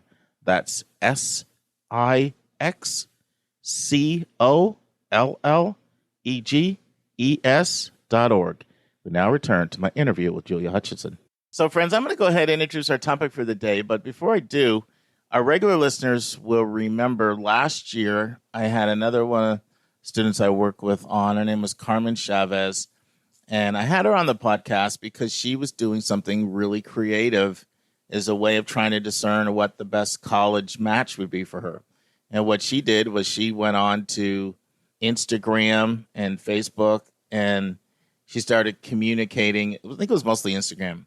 And she started communicating with specific clubs as well as pages related to her major, which, by the way, was policy as well. She was very much interested in public policy. And it led her to ask if she could sit in a class. She noticed that some of the teachers were posting special lectures and things were coming up. And so she just boldly asked, would it be okay if I sat in a class? And through sitting in the class, it helped her figure out that Duke was where she wanted to go. And I had the same kind of epiphany with Julia this year in one of our conversations, where she also shared some really creative things that she was doing to sort of pull back the curtain, get to really know the culture of a school beyond the marketing materials, and use that as a means for helping her discern what would be her best match. So that's what we're going to talk about today, another creative way to really get to know the culture of the school and the culture of the students who attend the school. So Julia, I know you mentioned the schools you taking a real serious look at, but why don't you start by sharing all the ways you initially attempted to get to know the schools on your list, and you can also include some of the athletic aspect because Julia is an athlete and she plans on being a varsity athlete at the college level. Yeah, so I think I started where most people do. I did a lot of research on the website and I did a lot of making things more complicated than I need to, I think. I created these very complex spreadsheets and very long Google Docs and just did all this research from the websites. And I looked at some school newspapers and publications. And then I also toured most of the schools, all of them except University of San Francisco. Luckily, I got most of my tours in before the pandemic started, which was helpful. But that is how I initially got to know my schools, besides the information that you gave me, which was helpful. Great. Yeah. So in a more traditional way. Now we've had Zimi on the podcast before. I interviewed the CEO. Our regular listeners will know that. But Julia, talk about Zimi from your perspective, and just assume that people know nothing about Zimi. They never heard that episode, or they're new listeners, and talk about how you started to use Zimi initially. Yeah. I had never heard of Zimi either, really. I think you had said something about it, but it wasn't something that had really stuck in my mind, I guess, and wasn't something that I ever intended on using. But I kept getting these texts from some of the schools that I applied to asking me to join their school's prospective student group chat on Zimi. And one night I was bored and just decided to join. And I found that once you get into Zimi, you have all these different group chats for all the schools that you are interested in or apply to, or if you're accepted, you can go into a special accepted student group chat. And meet and talk to other students who are thinking about going to that same school. So did you find that a real comfortable, sort of easy format to meet people and to begin some discussions with them? I think so. It was definitely easier to put yourself out there. I'm a very shy person, and so sometimes it's scary to talk to new people and try to get to know new people. And the format in most of those college group chats was you would just say your name and where you were from and maybe your major and a few interests and just put it in the chat. And then if you wanted to contact somebody separately, you could go to their profile on Zeme.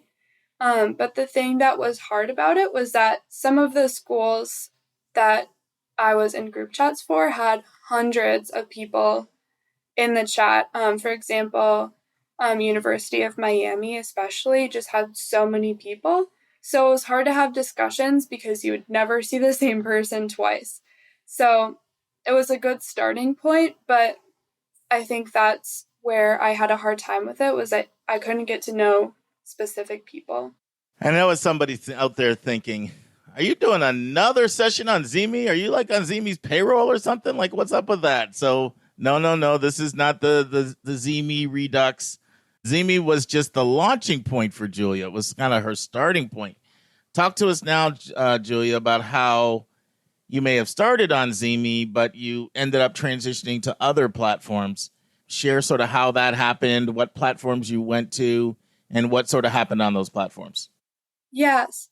So in Zeme, people wanted to be able to interact and get to know people on a more personal level, so they made Snapchat group chats.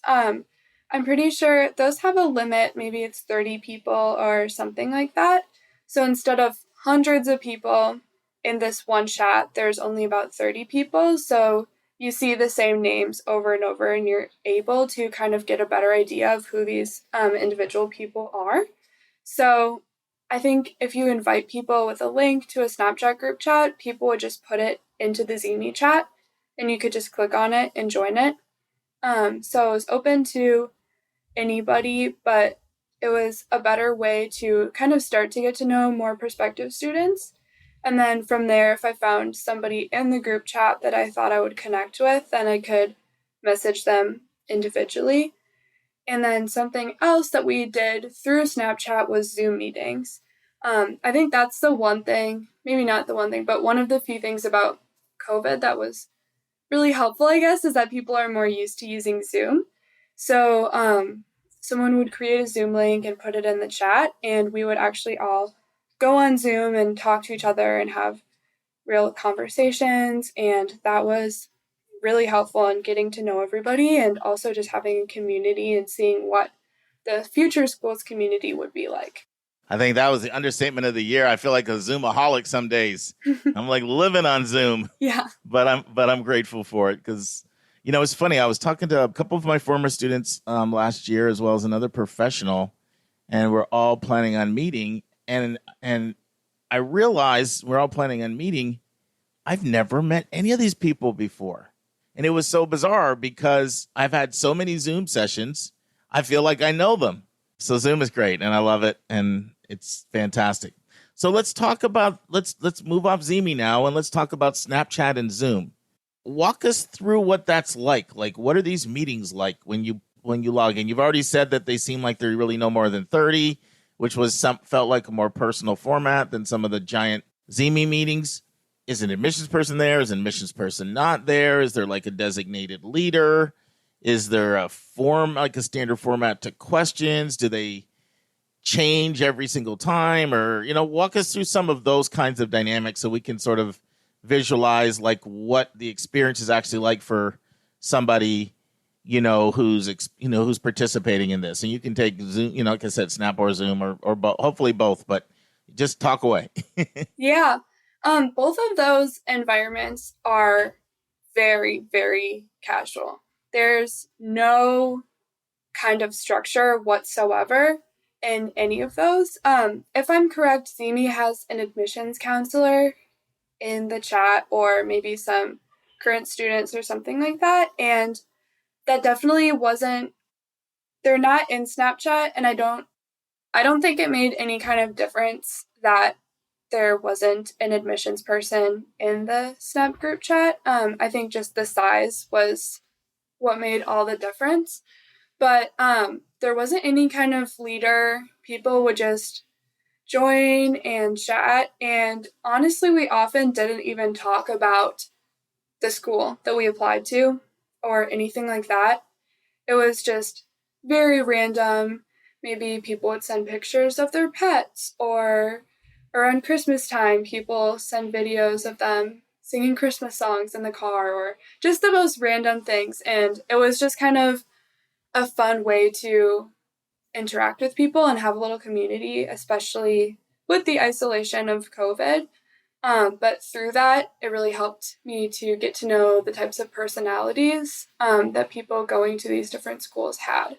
And I feel like it gave me a really good idea of what interacting with these people in person at college would be like. Now it's time for our college spotlight of the week. Okay, friends. So I said had something I wanted to share, and I'd wait until our spotlight to kick it off. So you want to know why we're so passionate about this podcast and why we love coming on here and sharing with you week after week after week? It's because we can see that we're making a difference. And here's an email that came in this week. Once again, I'm going to reiterate this. If you send communication in, don't think we'll just put it on the air. We asked for permission, and the gentleman gave us permission. So here's what it said, and it just really inspired us. Shared it with all the others of the staff as well. Mark, I loved the Northeastern Spotlight. You may recall I'm an alum from 1995. I was a political science major and had about the best co-op career I could have asked for. It ended up with an internship at the White House in Legislative Affairs Office in the East Wing in my senior year, including an offer for me to stay on after graduation. I decided to go to law school after Northeastern, and my co-op resume gave me a huge leg up in the law school admission process relative to the other undergrads who just went straight through. I had a number of great options. I ended up going to the University of Southern California Law School, USC. And then he said, though I pine for the days of Northeastern as a bridge school to help kids like me that hadn't hit their full potential, I am so proud of what Northeastern has become. Great spotlight, by the way, and go Huskies. So, Whoa.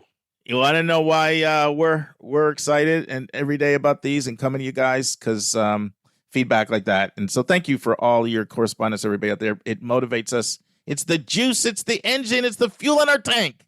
That's right. You ready to hit up San Diego State, Dave? Let's do it, man. Let's do it. So preparing for this was a blast because it brought me back in touch with my childhood. Our regular listeners will know a few weeks ago, I told you, I didn't quite put it this way, but I was obsessed with San Diego State from age 13 to 16. Why? The gorgeous campus, the almost perfect weather. And while that was 40 years ago, those things are still true to this day. And so digging deeply into this brought back a lot of memories of the teenage years. All right. San Diego State is often confused with the University of California at San Diego, UCSD, which, like San Diego State, is huge. And is also often confused with the smaller private school, which is the University of San Diego, which has around 6,000 undergraduates. But San Diego State University is not either of those schools. It was founded in 1897, and it was originally the San Diego Normal School was its name. And it was a school that was designed to educate local women as elementary teachers. And it was on a 17-acre campus. And the only thing in the curriculum was English, history, and math. That was it. And then 26 years later, the San Diego Normal School became San Diego State Teachers College. And that became a 4-year public institution for the first time. 8 years after that, it had outgrown its original campus, so it moved to its current location on the, I hope I'm saying this right, Montezuma Mesa at what was at the time eastern edge of San Diego. In 1935, the school expanded its offerings beyond teacher education, and it became San Diego State College. And 25 years after that, 1960, San Diego State College became a part of the Cal State College system, the nation's largest public school network, which today is known as the California State University system. In 1972, San Diego State College became California State University San Diego. And then 2 years later, in 1974, it became San Diego State University, a.k.a. SDSU. And I will be calling it SDSU moving forward because it's 10 syllables for me to say San Diego State University every time. No, thank you. SDSU is a lot more terse and easier. When you think about SDSU, location, location, location. And that is what draws people. It's what drew me there 40 years ago. And it's what's drawn people today. Beach, mountains, desert, city. It's all there. If you can tan in the sun, you can watch the sun go down, or you can go ski. And it just makes people social. This is a very social school. Mission Beach, 10-minute drive away. Pacific Beach, close by. La Jolla, close by. And just to show the power of San Diego, take a guess, Dave, what percentage of people that go to SDSU end up living in San Diego? 90%. Well, not that high, but 60%. That's high. So you end up going there, majority end up staying there, you know? And it's expensive, but man, it offers a lot. And one of the things it offers is water. And even in the curriculum, they've got all kinds of water courses that you can take. You can take courses in paddle boarding. You can take courses in wakeboarding. You can take courses in sailing, in wake surfing, and in surfing. Now, for social life, there's a lot of options for students. Students love the ARC, which is an acronym for the Aztec Recreation Center, and that's the nickname of SDSU, the Aztecs. But this is a state-of-the-art place where students can hang out and work out and have that work-life fitness balance, and it's got 2 pools and a number of activities, yoga, all kinds of things that go on there. Another popular place is called the Turtle Pond. Very popular place, a place to study, chill, socialize. It's considered a very Zen-like place, and students love it. Now, San Diego State traditionally, and I'm just going to say it, I'm not going to pull any punches, it's kind of been a quintessential party school. Yes, it has. It has been a party school dominated by frats and sororities. The vibrant social scene. In fact, people will say parties are not just on the weekends. They are Tuesday, Wednesday, Thursday, Friday, and Saturdays. A 5-day-a-week party scene. Which I don't understand. How do they fit that in between the courses on surfing and wakeboarding? I'm still trying to figure that out. All right, man. Don't be sarcastic. They're not a lightweight. I'm going to get to their heftier stuff. I mean, they have some real broad-minded students to be able to turn that out. Another thing I've always loved about California schools and West Coast in general is they know how to have work-life balance. You know, they're not as uptight as a lot of East Coast students tend to be in schools. I live next to a school where the motto is "Where fun goes to die." So I know. Yeah, I know. So you're a stone's throw away from Chicago. Wakeboarding. Yeah, there's no wakeboarding in Chicago. No sailing or surfing either. Only if we can figure out the physics behind it. There you go.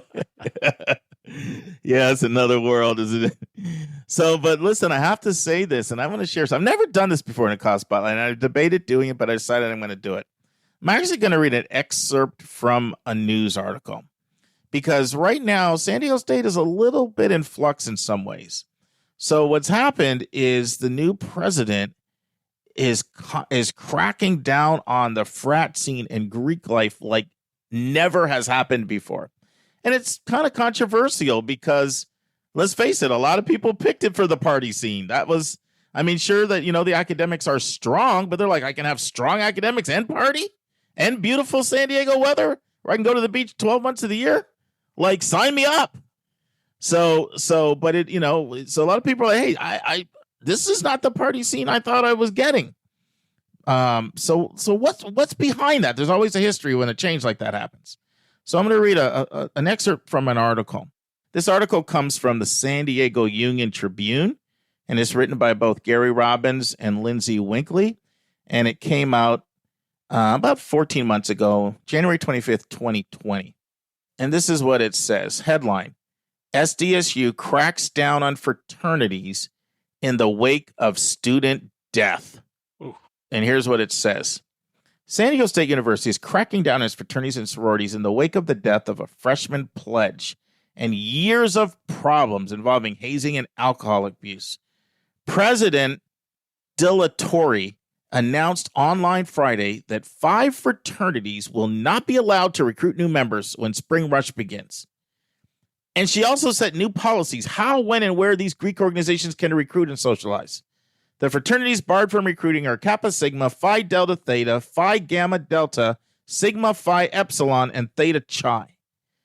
Dilatori adopted the recommendations made by a pair of task force that she created on student safety and alcohol and substance abuse less than a week after the death of Dylan Hernandez. Campus police said that the 19-year-old freshman became intoxicated on November 6th at an event hosted by Phi Gamma Delta, the house he was pledging. He later fell out of his top bunk of his dorm, suffering a blow to his head that led to his death. But even before this, at the time, 10 of SDSU's fraternities, including Phi Gamma, were already under investigation or suspension for various infractions. So there's a lot of tension right now because the new president is not playing, she's not that new right now, but she's not playing games. She's not pulling punches. But I respect the direction she's going personally. Yeah, and she has no choice. There's been a cultural sea change, and when you look at all the legal and civil and ramifications, it takes you decades to recover from the death of a student on campus in that manner. Then there's many schools who are in a similar position, so very understandable. Yeah, so let's talk about transportation. So one of the nice things is there's a trolley right on campus, and I love it when schools have a trolley because SDSU already is a school that it's not a college town already, right? This is in the city. In fact, it's in I'll say it's in a rough area of the city, but you step out a few blocks away and a lot of muggings happen. But you can get off campus and can get around. There's every 15 minutes this trolley runs for $5. You pay one fee and you can use it the whole day. There's also bus service. It's very convenient on campus, and the bus takes you right to the beaches. But in general, most students will tell you that it's a place you need a car. There's a car culture there. While they do have the trolley system in the bus, it's 2 hours to get to the beach, much quicker by car. And most people have cars. It's expensive though. $500 a year is what you pay just to park. So it's going to hit you for $500 just for parking. There's a newer program at San Diego State that I love. It's called Sophomore Success. And what they're doing is they're really trying to address the graduation rate. And they're noticing the sophomores that stay on campus have much higher grad rates. So in the past, freshmen had to stay on campus. Now they're looking at making sophomores stay on campus just because, the ones that have graduated at higher rates. It's pretty controversial. There's a lot of friction around this as well. A lot of people feel like the dorms they're staying in aren't that great. And you're actually charging me more than the freshman dorms that were even nicer, and you're making me stay here. So there's a little controversial. People feel like it's a money grab. They're not necessarily buying that this is designed to improve academic outcomes. But people give the academic supports really high regards at San Diego State, especially engineering, kinesiology, and business. Sometimes you'll hear students complain about the size. This is a very large school, one of the largest schools in California, quite honestly, one of the largest schools in the country. And I'll talk a little bit more about that later. One of the strengths of the school traditionally has been its College of Extended Studies. It's been a program that has served students all around outside of just the immediate area. And now they're really doing, Dave, what we talked about before, putting even more of a focus on this online. And they've rebranded it. SDSU Global Campus is what they're calling it now. And they really have set some really high goals for reaching more and more people. And their point is, no matter where you live, you can get an SDSU education through the brand new renamed SDSU Global Campus. They do some neat things, like they give free classes for first responders. Now, I mentioned to you that I love the campus and I was mesmerized by it, the remarkable campus. I mean, it's got that traditional, you see this a lot in California, that Spanish Revival architecture. It is on the National Historic Register. It's been there for a really, really long time. And you've got access to a lot there. I mean, you've got Mission Beach, you've got theme parks, but it can be a little costly. You hear that? The social side of the school, there's a lot of theme parks. You got to dress up a certain kind of way. And, expect to spend a little bit of money on your uniforms. This is not a school that's for the sports enthusiast, no matter what. Hey, they had Kawhi Leonard, but, that's before he was Kawhi Leonard, before he blew up. If you're looking for the tailgating that starts Thursday and the rah-rah around football or basketball, not really the place for that. So if that's important to you, it may not be, your school. Everyone I've ever known that's gone to SDSU has raved about the food. I've never eaten there, but whatever they're doing there, I mean, talk to anybody that goes there and they will give the food really high marks. One thing they don't necessarily give high marks to is it can be difficult getting classes sometimes. There are some majors that are impacted. We've talked about that before. That means there's more students requesting the majors than they have spots for, and therefore very difficult to get into the major. But it's also difficult sometimes getting classes, and that's one of the reasons why the 4-year graduation rate's not great. It's kind of a hassle when you need a class to graduate and you can't get in it. And that's one of the challenges that they've had that they're going to have to address. Now, when it comes to admissions, it's a pretty straightforward process, Dave. They've gone test blind. Okay. Not test optional, test blind. I mean, they're one of the 23 schools in the CSU system, one of the bigger ones. Yeah. So in the Cal State system. So they're not looking at test scores, and it's not a school that looks at essays or teacher recs. It's your transcript, baby. It's your GPA. It's all about the transcript. What do you need? Like B's, Z's, A's? Yeah, let me get into that when I do stats. Okay. When I do stats. The last thing I'll share, Dave, and then I'll ask you your thoughts. Let me share some of the really strong majors. Definitely business administration. Okay. Probably their most well-known field would be business administration, and especially international business. Like that's one of the programs where, you'll see them show up on all the top lists for top international business programs. Very strong hospital administration and management program, strong speech, communication, and rhetoric. These are all some of their strongest majors with some of their top faculty. Early childhood education and teaching, of course, where it started as a teacher's college. So you'd expect there'd be some semblance of that would still be here, right? Another really strong major there is aerospace engineering, aeronautical, astronautical, anything to do with that, space engineering. They're strong in other things too, like civil and mechanical, but aerospace engineering, I think, is one of the, not everybody has that, and they've got a very strong program in aerospace engineering. Public health is good, and speech language, pathology, that's another really strong field. And then one thing they offer that I love, they've got this interdisciplinary major. This is awesome. What you basically do is you get to pick 3 majors. You pick 3 different majors that you want, you combine it into one, and it's like one giant independent study. And so if you wanted to combine like sociology with like economics, and philosophy, or, I'm just making that up. It could be a lot of different things, right? It could be, combine finance with marketing and psychology. You can create your own interdisciplinary major. It's a combo of 3 majors, and that's really popular. And the program is rigorous and strong. And another really strong program there is kinesiology. Social work and economics would be 2 more that deserve to be recognized. Dave, what stood out? Well, I mean, it's hard not to stand out that the big focus is it's in a great area of the country, almost Sure perfect is. weather, that it's got a huge social life, and despite the efforts of the sort of crackdown administration, you will never outlaw wakeboarding and surfing. Dave's going to remember the wakeboarding. Absolutely. He's going to remember that wakeboarding. Recovering alcoholics, don't despair. We still have therapy for you.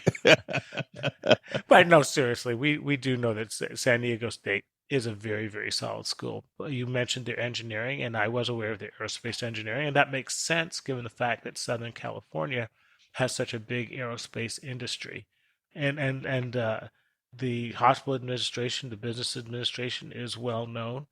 So, I mean, I think you're going to segue into what's going to become a very, very solid choice. And you know that analogy we had before of candies in a candy store. Not everybody can afford a Toblerone, but if you're looking for a basic chocolate bar, this is a one heck of a great addition to the candy rack, because I think it has a lot to offer for students who may think that they don't have as many options as they do. By the way, you forgot to mention wake surfing. You're going to mention wakeboarding. Don't forget they also have wake surfing. Wait, excuse me. I'm sorry. I am remiss, you know. It's not either or, it's both and. By the way. That's right. We would be wake surfing on Lake Michigan, but it's frozen. Dave will call me. We'll have his mask on. He's riding his bike, his long way. He's just like a glutton for punishment. I just picture him, his cheeks frozen, tears running down his eyes. He's out there riding his bike in like below zero weather. That's right, because we like the pain. And people that are the opposite of you go right to San Diego State, and they're just tanning on the beach, going to one of the many pool parties. They have pools all over San Diego. Everybody's got a pool, and they're always and so good for you, my friend. Tough it up. All right, let's talk stats. So it's gotten to be fairly difficult to get in. You know, it's a school that's really changed a lot. Like a lot of schools in its acceptance rate, it's pretty much taking 1 in 3 kids right now, which is competitive. And they're getting about 70,000 applications. Wow. That's a lot of applications. So, yeah. Last year I saw, which was year before last, 69,842. They just missed 70,000 apps by like 158. So no EA, no ED. They do have an early deadline, November 30th. Of course, this is on this, CSU school. Average grade point average 3.77. Of course, we know that's not cutoffs.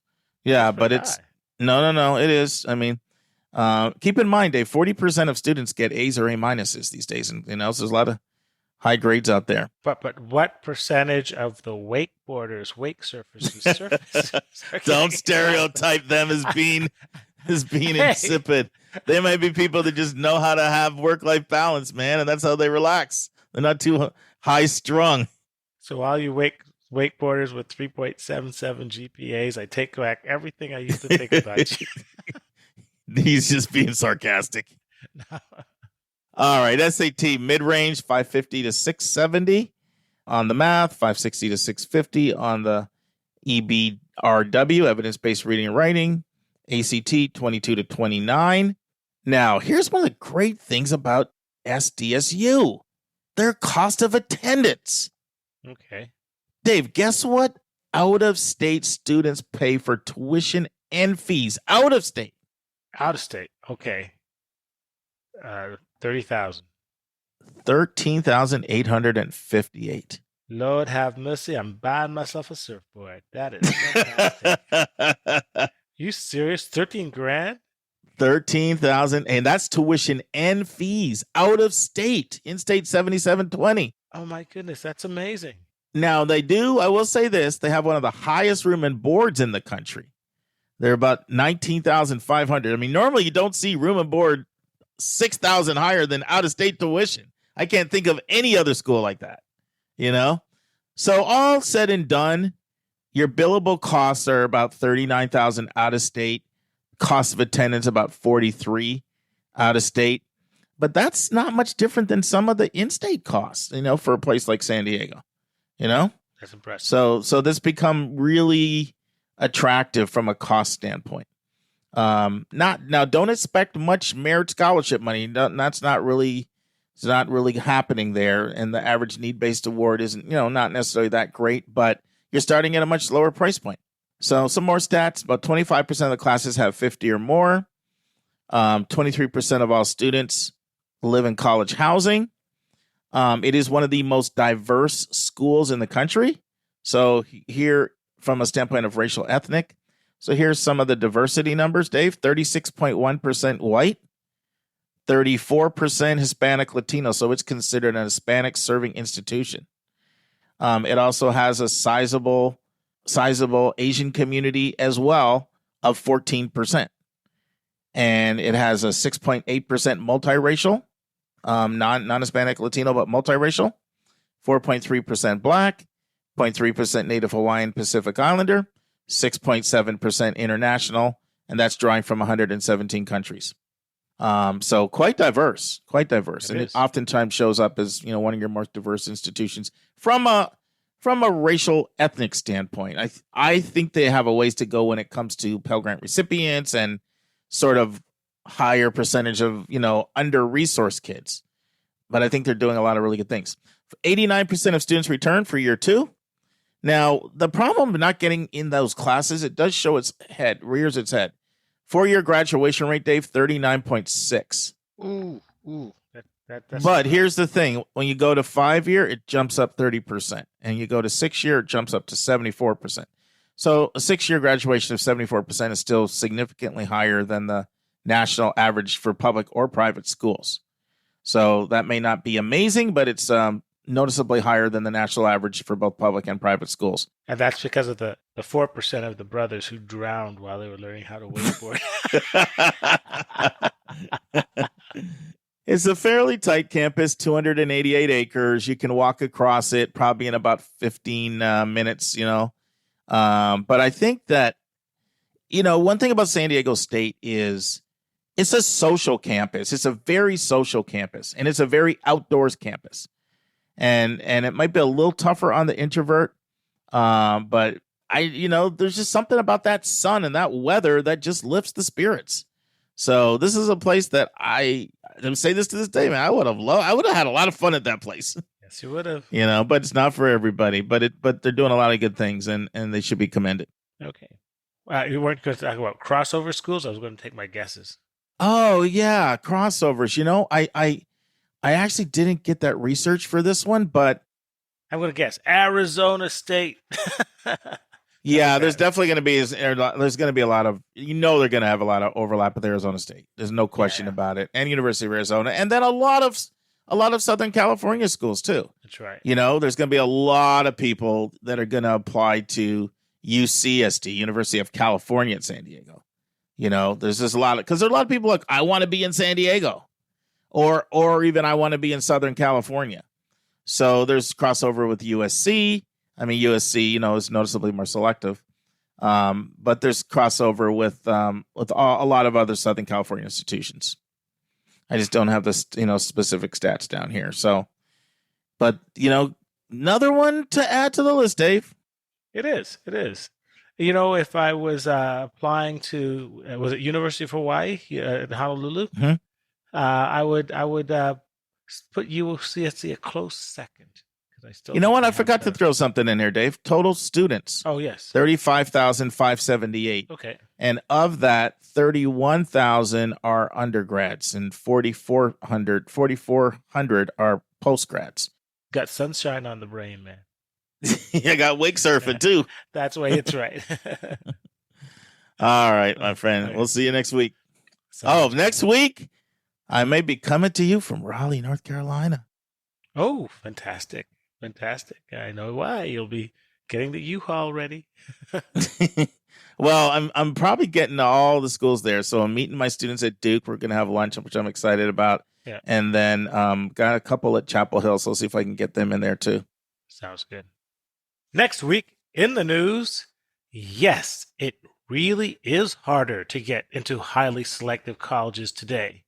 An article by Michael Petrelli from Education Next. Mark and Anika will discuss, how can I tap into my campus's most valuable resources? Our question from a listener is, do you truly believe schools when they say they are need blind? Our interview is part 2 of the 3-part series by Julia Hutchinson, the high school senior from Wisconsin, on a creative approach to learning what the students are like at the colleges on your list. And there'll be no college spotlight next week. And that's our show. A big thank you to you, our listeners, for tuning in this week. If you find this podcast helpful, please subscribe so you get every episode as soon as it is released.